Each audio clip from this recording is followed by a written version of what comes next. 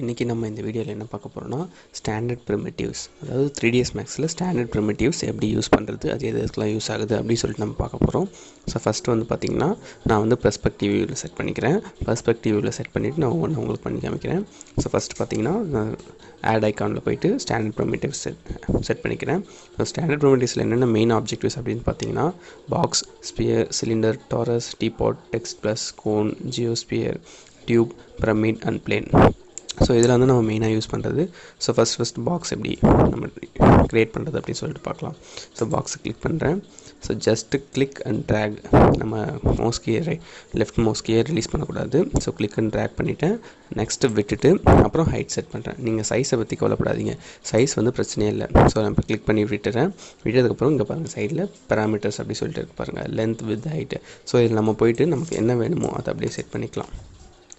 Just எல்லாத்தையும் 50-15 set பண்ணுறேன். Height also 50.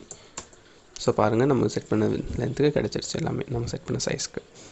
So அடுத்து வந்து கோன் அதே போல் தான். நம்ம என்ன பண்ணுறேன், கிளிக் பண்ணுறேன், ட்ராக் பண்ணுறேன், ஹைட் இன்க்ரீஸ் பண்ணுறேன்.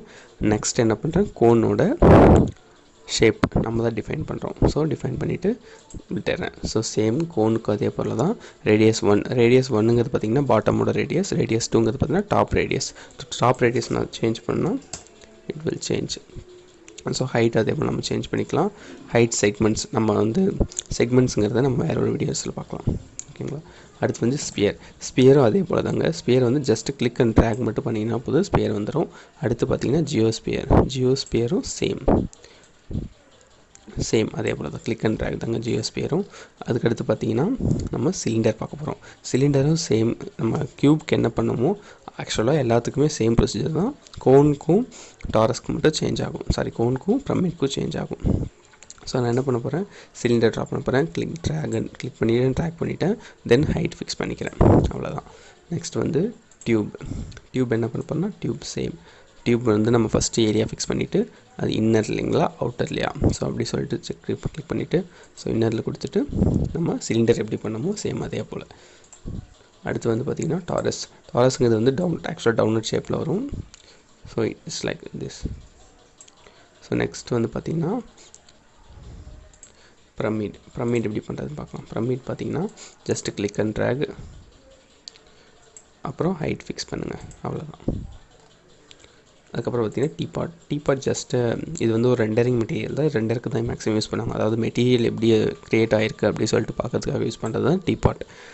நெக்ஸ்ட் வந்து பார்த்திங்கன்னா பிளேன்.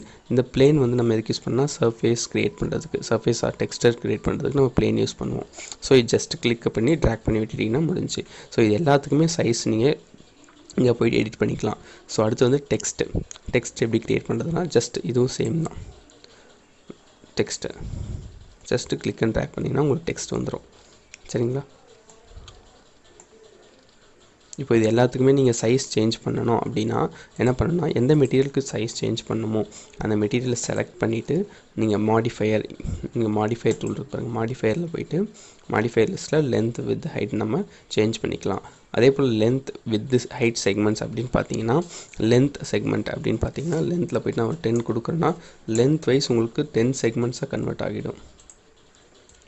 வித் செக்மெண்ட்ஸ் கொடுத்தோன்னா வித் வைஸ் 10 செக்மெண்ட்ஸ் க்ரியேட் ஆகிடும். ஹைட்டில் 10 செக்மெண்ட்ஸ் கொடுக்குறேன், 10 செக்மெண்ட்ஸ் க்ரியேட் ஆகிடும். இப்போ பார்த்தீங்கன்னா எனக்கு விசிபிளாக இல்லை.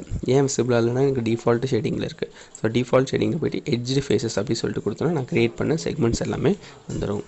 இவ்வளோ தான் இந்த வீடியோவுக்கு. நம்ம நெக்ஸ்ட் வீடியோவில் வேறு நல்ல டாபிக் பார்க்கலாம். தேங்க்யூ.